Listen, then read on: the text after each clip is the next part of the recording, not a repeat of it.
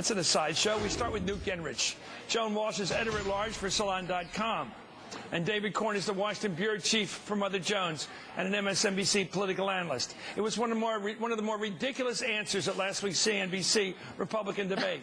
Asked about his ties to Freddie Mac, Newt Gingrich said they paid him to offer advice, quote, as an historian. Let's watch. I offered advice, and my advice as a historian when they walked in and said to me, we are now making loans to people who have no credit history and have no record of paying back anything, but that's what the government wants us to do. As I said to them at the time, this is a bubble. This is insane. This is impossible. Well, it seems like to pay those Tiffany bills, he's been busy out there for Freddie Mac. Today, Bloomberg reported that Freddie Mac executives dispute Gingrich's assertion that he warned them about the bubble coming. According to Bloomberg, quote, none of the former Freddie Mac officials who spoke on condition of anonymity said Gingrich even raised the issue of the housing bubble or was critical of Freddie Mac's business model. Well, what was Gingrich paid to do? According to two former executives, quote, Gingrich was asked to build bridges to Capitol Hill Republicans and develop an argument on behalf of the company's public-private structure that would resonate with conservatives seeking to dismantle it. He was expected to provide written material that could be circulated among free market conservatives in Congress and outside organizations. Well, the price tag for his services, according to Bloomberg, was between $1.6 and $1.8 million over an 8-year span. Joan, it seems to me that he's doing what all big shots get paid to do. They get paid to sit in law firms or sit in consulting firms or PR firms, whatever they're called at the time, to basically oversee a lobbying campaign. They're the ones that send the little pawns up on Capitol Hill to make the contacts. They're the ones that know where the action is, know what will sell, and write the talking points. They are, in fact, running the lobbying campaign. Well, right, and I think he's trying to make a distinction that lobbying really means just going and talking yourself, buttonholing a legislator, going and trading on your connections with individual congresspeople. But that's really not the whole story. And in fact, what he did was trade on his relationships and trade on his status as a great free market person, which he's not, to create these talking points and to create this campaign to say hands off Freddie. And I think it's a ridiculous distinction to say that's not lobbying. Today, I believe he told a reporter it was strategic advice. So right, strategic advice from a historian. Okay, thanks, Newt. What's next? Well, he's got to be Houdini to get out of this one. He may be Houdini. Here, David, let's take a look. Here's Congressman Barney Frank, one of my favorites. He appeared on Martin Bashir's show this afternoon and said Gingrich was a lobbyist for Freddie Mac. He said worse. Let's listen to Barney Frank. Two L words apply to Newt, lobbyist and liar. Mr. Gingrich was reprimanded by the House for lying. He has a history of doing that. And this is nonsense that he was being paid $1.6 million and maybe more to talk about history, to talk about the transcontinental railroads. He was clearly there as a lobbyist. And again, he kind of slipped and acknowledged that when he said to justify that large amount of money, after all, I'd been Speaker of the House. You don't enhance your academic credentials by having been Speaker. What you enhance is your value as a lobbyist. I was just thinking, if you work for Freddie Mac, you must be having a hard time. Who should we hire? Oh, should we hire Michael Beschloss? Should we hire David McCullough? Oh, why don't we get Newt Gingrich to be our House historian on housing? I never heard of a housing historian. Clearly, he's the lobbyist in chief. Let me ask you this. Here's a guy, and this is where it's really evil. Well, I don't want to overstate that till we get fully to the bottom of this, but I think it's like that. Here's a guy who's made a lot of points the last couple of months, blasting the Democrats, Dodd and Frank, saying they both ought to be in prison, basically. In fact, he said that, for basically coddling Freddie Mac. Now it turns out he's their chief lobbyist, chief coddler. How can you be that dishonest? Hey, Chris, you've been around the block a few times. This is 100% Newt Gingrich. This is his pattern. You come up with slippery denials about your own behavior while you throw bombs at the other side, even for doing what you yourself have done. Just go back to the Clinton impeachment crusade. I mean, it's one of the biggest dodges in town to say I'm not a lobbyist. You mean carrying on an affair with somebody who works on the House staff below you at the same time you're going after a president for doing something like that in the White House? Yeah, that comes to mind. Yeah. I mean, this is what, he's a serial fibber, and you saw that when he said, I was a historian. That is patently absurd. The fact that we even have to parse it or analyze that remark for more than a nanosecond, shows that our political culture is a little bit askew. He should be laughed out of town, as he should have been laughed out of town many times in the past few decades. Well, let's catch some of his history. We can all be historians on Newt today. We do remember this. Here in 2008, he's on the O'Reilly Factor talking about the housing meltdown. Let's listen to what he said then. By the way, this is the classic example. He's indicting the Democrats for doing what it turns out he was doing himself, looking out for Freddie Mac's interests. Here he is. And what you have today is that the rich in Wall Street and the powerful at Fannie Mae and Freddie Mac had so many politicians beholden to them that, in fact, nobody was going to check them. And so they got away with things that were absolute baloney, and it's a tragedy. He's not a human being. He's a gaseous state, isn't he? I mean, Joan, this is like a gaseous state around the world. I mean, this is Newtism. This is how can you accuse the Democrats of the very thing you were paid a couple $1 million to do, which is look out for Freddie Mac?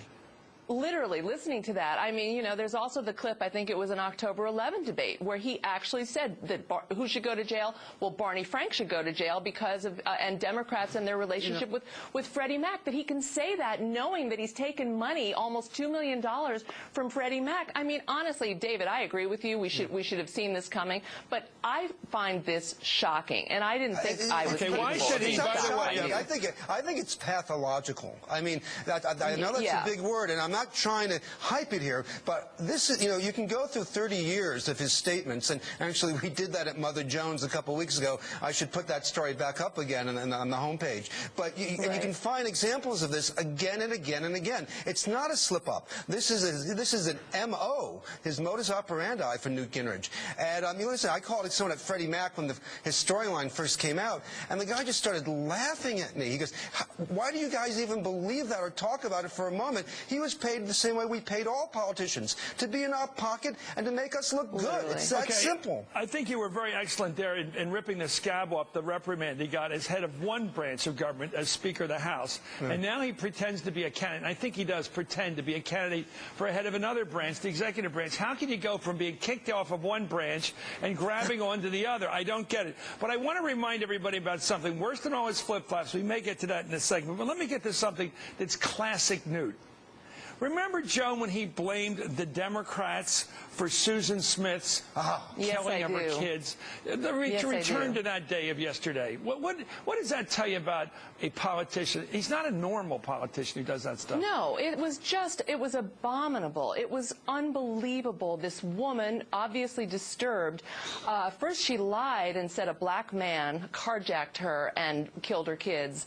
Then it was found that she did it herself. And Newt said, he literally said, it was on the eve of the '94 midterms, that the only way to stop behavior like this was to vote Republican. He said that the Democrats had created this culture of corruption and law-breaking and families disintegrating.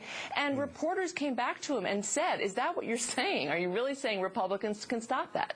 He said, absolutely. So this is, again, this kind of projection. Okay, now with that leitmotif, with that background, I want you to watch this little sod here, a little bit of tape here on his flip-flops. Let's watch Newt, because you got to look at these flip-flops, not his flip-flops, but his really dishonesty. Here he is. I believe all of us, and this is going to be a big debate, I believe all of us have a responsibility to help pay for health care. I think the idea that you agree with Mitt Romney on this point. Well, I agree that all of us have a responsibility to help pay for health care. And I think that there are ways to do it that make most libertarians relatively happy. I've said consistently we ought to have some requirement that you either have health insurance or you post a bond or in some way you indicate you're going to be held accountable. But that is the individual mandate, is it not? It's a variation on it. I am completely opposed to the Obamacare mandate on individuals and against any effort to impose a federal mandate on anyone because it is fundamentally wrong and I believe unconstitutional. What would you do about Libya? Exercise a no-fly zone this evening. I mean, the idea that we're confused about a man who has been an anti-American dictator since 1969 just tells you how inept this administration is. They were very quick to jump on Mubarak, who was their ally for 30 years, and they're confused about getting rid of Gaddafi. This is a moment to get rid of him. Do it. I would not have intervened. I think there were a lot of other ways to affect Gaddafi. I think there are a lot of allies in the region that we could have worked with. I would not have used American and European forces. I don't think right-wing social engineering is any more desirable than left-wing social engineering. I don't think imposing radical change from the right or the left is a very good way for a free society to operate. I made a mistake, and I called Paul Ryan today, who's a very close personal friend, and I said that. The fact is that I have supported what Ryan's tried to do on the budget. Any ad which quotes what I said on Sunday is a falsehood. And because I have said publicly those words were inaccurate and unfortunate. David, what we're watching here is not someone who changes his mind, but we're watching a whirling dervish of a dishonesty. He spins and spins and spins, depending on the circumstance and the moment, and grabs what he thinks is the higher ground in that moment. And he doesn't tell the truth about what he thinks because it's the same person claiming to think two different things in the same moment. How can you believe a word this guy says as he runs for president? Chris, I think, I've been in town almost as long as you have. If you had to name the most situational politician we've ever covered, Newt would certainly be at the top of that list. He's not you're right, he's not a flip-flopper. He is a gyrator. Following him gets you dizzy.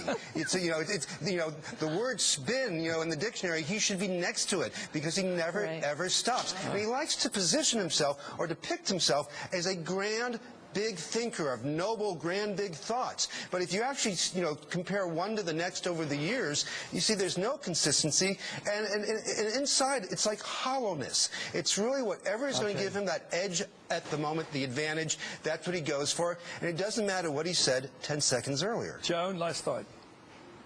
Well, I think this will really sink him because he and Republicans have succeeded in demonizing Freddie Mac and making Freddie Mac into an agent of socialism. So the idea that he took almost $2 million from Freddie Mac, he's a liar, he's a hypocrite, and I think he's done with the Tea Party. Yeah, join the crowd that's attacking Freddie Mac, then get paid to defend him. What a brilliant Washington game. Yeah. And now he's been caught. This is the price of front runnership. Newt. Exactly. Thank you, Joan Walsh. I had to have you two guys here. I think it's so great. You two guys are the best at understanding Washington. Thank you, David Corn. Coming